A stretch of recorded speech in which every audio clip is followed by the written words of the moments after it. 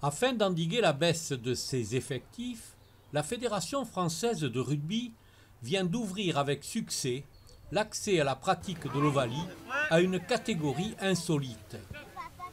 Et ça marche. En fait, sur le coup, on pensait que ça allait être un petit peu compliqué à gérer parce que c'est vrai qu'ils sont vraiment petits. Donc on commence à partir de 3 ans. En fait, au final, on s'est aperçu que filles et garçons, ils voulaient faire du sport. Et puis du coup, à Saint-Quentin, comme il y a un peu de rugby, et on a quand même des éducateurs diplômés sur cette école. Et ça nous a amusé d'essayer de l'expérience.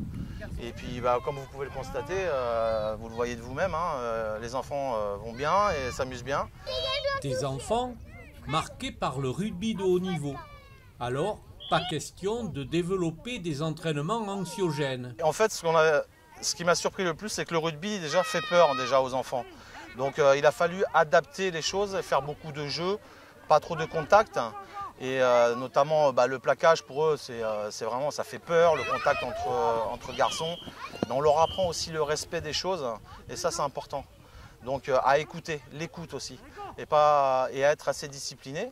Ça marche pour l'école et ça marche aussi pour ici le rugby. Donc, les parents, eux, laissent le rugby de haut niveau aux adultes.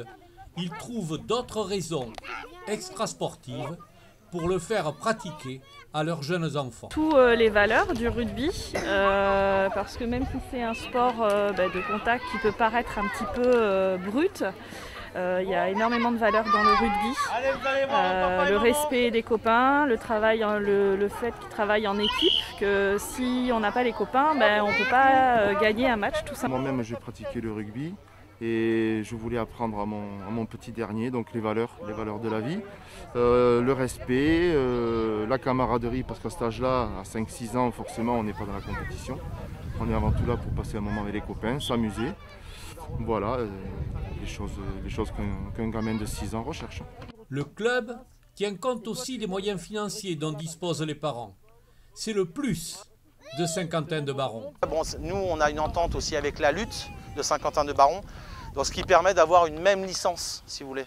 Donc ça veut dire que les enfants, ils peuvent faire 2 sports pour le même prix. C'est-à-dire qu'ils font du rugby et ils font la lutte à Saint-Quentin.